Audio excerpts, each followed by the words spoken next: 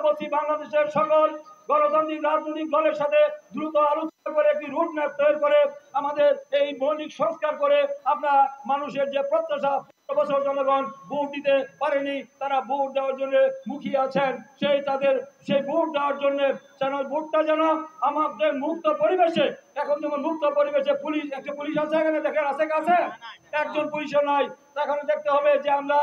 এখানে কোনো ভয় ভীতি আতঙ্ক ছাড়া আমরা সমাবেশ করছি। অতীতে একটা সমাবেশ করতে গেলে আমাদের উপর অত্যাচার নির্যাতন হতো, আমরা আতঙ্কের মধ্যে থাকতাম। আজকে সেই মুক্ত পরিবেশে আমরা আছি, একটি গণতান্ত্রিক আবহাওয়া সৃষ্টি হয়েছে শহীদের রক্তের মধ্য দিয়ে। তাই আমি এই সরকারের কাছে আশা করব, এই সরকার যেন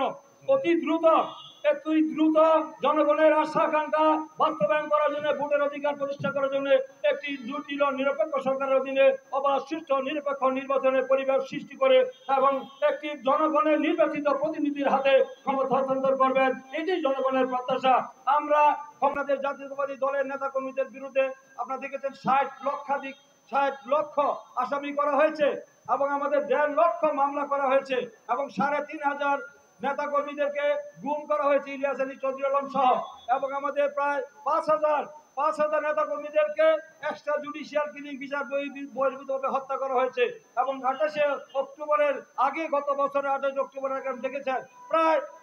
28,000 নেতা কর্মীদেরকে গ্রেপ্তার করেছিল। কি ভয়াবহ অবস্থা সৃষ্টি করেছিল, মহাশয় থেকে শুরু করে কি অবস্থা তৈরি করেছিল সারা বাংলাদেশে। তা এই সরকার বিরুদ্ধে সারা বাংলাদেশে এই অন্যায় অত্যাচার নিপীড়ন নির্যাতন গুম খুন সহ তারা যে দ্রব্যমূল্য ঊর্ধ্বগতি, মানুষের যে দলীয়করণ, এক ব্যক্তির এক দেশ হিসেবে তারা যেভাবে রাষ্ট্রের এই ভূখণ্ডের মালিক হয়ে গিয়েছিল, এই প্রজাতন্ত্রের মালিক, এই দেশের মালিক, এই ভূখণ্ডের মালিক এই দেশের জনগণ, আমাদের সংবিধানে উল্লেখ করেছে। কিন্তু যে রাষ্ট্রের মালিক ছিল একটি পরিবার, এটা রাজতন্ত্র বানিয়ে ফেলেছিল। সেই রাজতন্ত্র বানিয়ে ফেলে এক ব্যক্তি শাসন প্রতিষ্ঠা করেছিল। বাংলাদেশের 16 কোটি মানুষ রক্তবদ্ধ হয়েছিল এই সরকারের পতনের জন্য। সেদিন আমরা দেখেছিলাম যে কোটা বিরোধী ছাত্র আন্দোলনের আমরা যে দীর্ঘ 9 বছর আন্দোলন করে একটি এই সরকারের পতনের ধার পাতে নিয়ে এসেছিলাম। ঠিক সেই মুহূর্তে ছাত্রদের এই যুক্তি আন্দোলনে আমাদের যে আন্দোলনের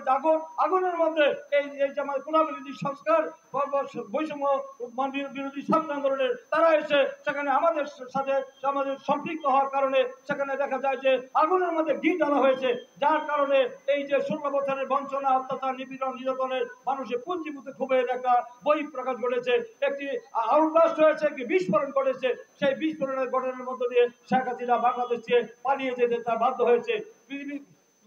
পৃথিবীর ইতিহাসে এটি একটি বিরল ঘটনা। প্রিয় বন্ধুরা, এই পরিবর্তিত পরিস্থিতিতে এখন আমরা মনে করি এই সরকার, এই অন্তর্বর্তীকালীন সরকার আমাদের আন্দোলন সংগ্রামের ফসল, শহীদের রক্তের মধ্য দিয়ে হয়েছে। আমাদের 127 জন বিএনপি নেতা কর্মী শহীদ হয়েছে, জীবন দিয়েছে এই শুধু এই কয়েক মাসের মধ্যে এই কোটা বিরোধী যে বৈষম্য বিরোধী আন্দোলন করতে গিয়ে। তাই আমাদের নেতা কর্মীদের রয়েছে, তাই আমাদের সম্মিলিতভাবে সবারই আন্দোলন সংগ্রামের অন্তর্বর্তীকালীন ইন্টারিম গভর্নমেন্ট, সেই গভর্নমেন্টের কাছে আমরা মনে করি যে একেবারে ফখরুদ্দিন মঈনুদ্দিনের মতো এই সরকার হবে না।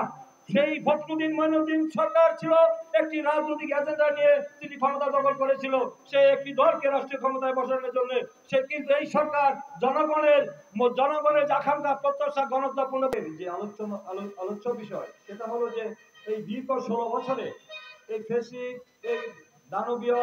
এই মাফিয়া হাসিনা সরকার এই বাংলাদেশে যে অন্যায় অত্যাচার নিপীড়ন নির্যাতন করেছে, বাংলাদেশ থেকে বিরোধী দলকে নিষিদ্ধ করার জন্য এই বাংলাদেশের জাতীয়তাবাদী দল, যে দলের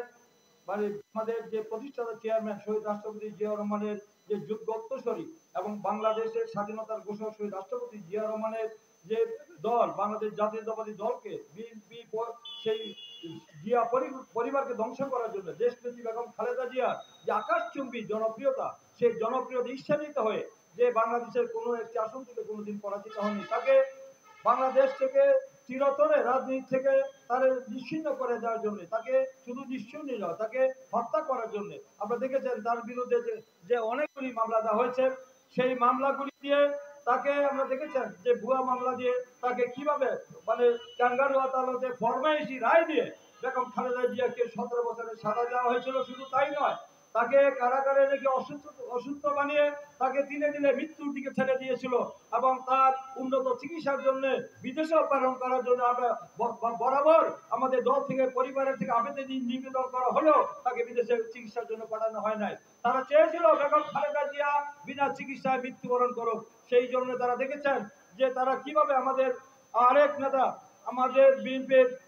একজন চেয়ারম্যান, আগামী দিনের রাষ্ট্রনায়ক যে তারেক রহমান, যে তার পিতা ছিল স্বাধীনতার ঘোষক, সে শহীদ দেশের রাষ্ট্রপ্রধান, তার মাতা ছিল প্রধানমন্ত্রী, সেই ব্যক্তিকে, সেই তারেক রহমান আগামী দিনের রাষ্ট্রনায়ক, যে দেশ জাতির জন্য যে তার অনেক অবদান রেখেছেন, তাকেও আমরা দেখেছেন মিথ্যা ষড়যন্ত্র মামলা দিয়ে তাকে আজকে কিভাবে সাজা দেওয়া হয়েছে, যে এখনো আমাদের দেশ থেকে ৬,০০০ কিলোমিটার দূরে রয়েছেন। এবং সেইভাবে তারা চেয়েছিল ন্যায় বিচার, মানবাধিকার, মত প্রকাশের স্বাধীনতা, সেটাই প্রকাশ করবে